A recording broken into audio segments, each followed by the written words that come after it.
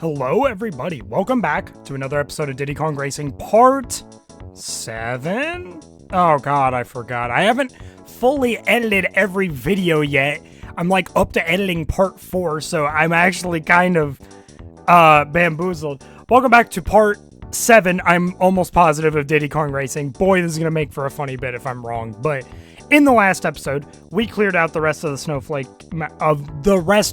Mountain, and I can safely say I've gotten over my weird caffeine crash I had for a whole 3 episodes, so I wouldn't worry too much about it. I've got caffeine on me, but I'm not making the same mistake. I'm drinking the caffeine when I actually need to wake up. So in this episode, the plan is we're going to be going to a new world, but before that, we have a new Taj challenge. As you can see, we're going to be messing around in the Hovercraft. Now, you remember when I said that the Bluey fight was kind of it wasn't a good representation of how the Hovercraft is actually supposed to function a lot of the time?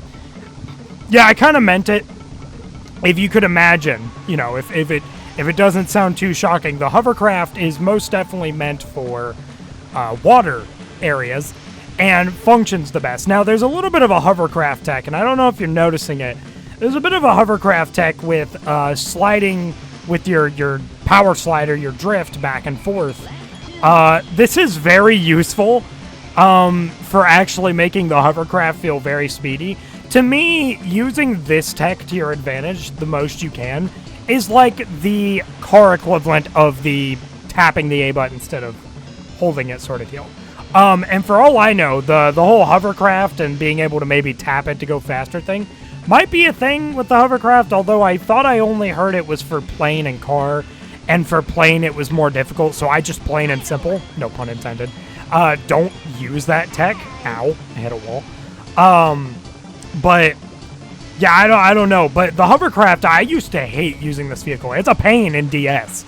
I can tell you that. This is one of the worst feeling vehicles in any kart racing, sort of racing thing in general on DS. I swear the Hovercraft is a miserable experience on DS, but it is, while it's not it's definitely the worst of the 3. Well, I actually don't know if it's the worst of the 3 for me nowadays, but it's definitely a little rough. But it's nothing compared to the DS version, man. The DS version was something else. Yep, there we go. We're good. We got a balloon out of that. Hope you all are doing well, by the way. Like I said, I very much apologize for my caffeine crash for 3 whole episodes. I'm sure it created for a great arc. I just got done. You know, I mentioned it. I just got done editing the first episode of the trilogy, if you will, right? And man, I haven't even gotten to the worst episode of it, which I think was Part 5. Part 5 was where I think it was at its absolute worst. We're going to go ahead and head on in here to... What's the name of the world? Sherbet Island, that's the name. So, as you could guess, this is kind of your beach-themed, kind of water-based world. I used to not like this world very much, but it's actually pretty okay. I kind of vibe with it nowadays. It's kind of half hovercraft, half car. There's no planes, just no planes, period, in any bit of Sherbet Island. Now, something that is worth pointing out is that when you actually play a race outside of its story mode intentions or its adventure mode intentions, they actually give you extra options in terms of different ways to play the level. For instance, some of the car levels in this world, they actually allow you to play them in plane, and they'll have like different booster locations to account for. Wow, that looked really jank. They'll have different booster locations to account for playing on plane, and it's actually quite convenient, I would say. I don't know, I think it's very, very neat, but this is the first track, Whale Bay. Very simple track. I do really like, by the way, this little whale shortcut where he kind of just rises up and you can kind of just hop and get up here. You know, you got the little magnetizer balloons, which I know I haven't described what the magnetizer balloons actually do. Their whole functionality, hold on. No, okay. It's a little harder when you're on Hovercraft, man, I swear. But the magnetizer's whole functionality is if you're not in first and someone's right in front of you, you can kind of magnetize and pull yourself towards said person in front of you, and it is actually quite convenient. Although, all around, like I said, really to me, you know, the two most important balloons in this game, right? The two most important item balloons in this game are genuinely just... I didn't get the green boost there. Are genuinely just the red and blue balloons, because they just have the most impact, I believe. And, you know, the green oil slick is pretty okay, too. That's kind of your equivalent of a banana in this game. I mean, a banana in the sense of like a Mario Kart banana, I should clarify. Let's do... Oh, that's pretty good, yep. It feels good to be in a car, though. I feel like my favorite overall levels to kind of speed around on are definitely the just standard car levels. They just feel the best. Why do I keep not getting green boost?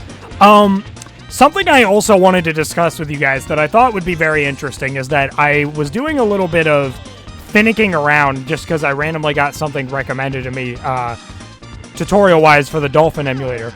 Guys, I figured out, and it's a little jank, so I really don't know if I'll end up using it for a Let's Play in the future, but I figured out how to make my Joy-Cons not only work on Dolphin. That's a pretty easy process. Making your Joy-Cons work on Dolphin it's not that difficult of a process, right? But you can actually get motion inputs to work with them. So if you want to like tilt your Joy-Con to actually like tilt your Wiimote cursor, yeah, it works. And pointing your cursor, you basically got the full functionality. With the only quirk, and this is actually a pretty big quirk, and it might be part of the reason that I don't end up actually doing anything with the functionality. It runs off of Bluetooth and does have a fair bit of latency. Sometimes. And that's the worst part about it. It doesn't always have latency. It only sometimes has that latency. And, I mean, listen, to put it in perspective what having that actual motion input could have done, you know all the jank I talked about for like 99% of the 99%. I talked about it for like a whole 2 episodes. Do you remember that whole jank I talked about with the actual motion inputs of Donkey Kong Jungle Beat and how I was having to do it on my Xbox controller? Well, guess what?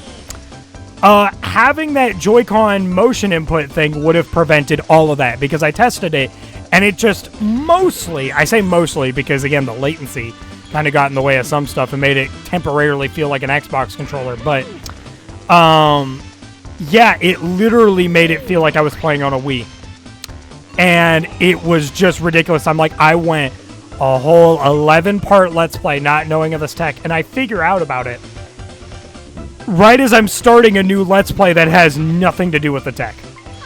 I mean, it's crazy. Like, I'm using my Xbox controller again for this Let's Play, but, I mean, at least here it's, like, perfectly feasible, because guess what? There's no motion inputs. This is an N64 game we're messing with here, and it just, like, simply doesn't matter. Yeah, I don't know, man. But like I said, I might not even end up using that functionality because, again, that latency issue is... I mean, it's pretty significant, man. Because something you got to think about. When I say that there is latency, I am not just talking in terms of... what is it? In terms of just your motion inputs. If it was just the motion inputs, honestly, might even be tolerable. Might actually be tolerable. I will be so real. That being said, that's not the case. It is actually full-blown. Your regular controls get input delay, and I was trying to do precise movements on Donkey Kong Jungle Beat in the Kong fights as a test. No, dude, I took hits. I straight up took hits, and it was not a good time. And I'm like, look, personally, I would rather have slightly jankier inputs. And for the record, I think Donkey Kong Jungle Beat has got to be one of the only games I think that I plan to play, at least as of right now, where the motion inputs are truly needed for those like strong shake inputs. Now, Where I may actually utilize that tech, though, is on games like I would be very interested in playing Wii Sports Resort. I had an interest in playing that game, but you kind of can't if you don't have the full gyroscopic sort of motion input sort of deal. I had to get it somewhere. And I got it no stop. I got it first try on the pause. You'll love to see it. But, yeah, so I may use that tech if I do anything like Wii Sports Resort related or just anything that requires this, like, gyro input, you know? And I guess you could say, like, oh, what about the tilt inputs from Donkey Kong Jungle Beat? Obviously, yes, it would help there. But I'm just like, I need to be able to utilize that tech on games that it really doesn't, like, require strategic, like, you need to be really, really precise. Because, again, the thing that kills that functionality for me is the latency. Forgot to describe, by the way, this is Blubber. Blubber is notoriously kind of a mean fight back in the day. As you can see, he drops these little mines, which are actually just one of the upgraded green balloon mines, and he's kind of mean about it. Best tip I can honestly give for this, they stick red balloons around, so if he gets ahead of you, try and red balloon him up. But if you are ahead of him and you need to keep a good lead, and I recommend this for both variations. He's not too much different in the second variation of the fight, as you'll see in the future, but I recommend really doing this power slide tech. Like, you got to be doing this, bro. Do you see the lead I'm getting on him? Do you see the lead? Like, I'm telling you, bro, this power slide, like, back and forth tech is kind of the car equivalent for the Hovercraft.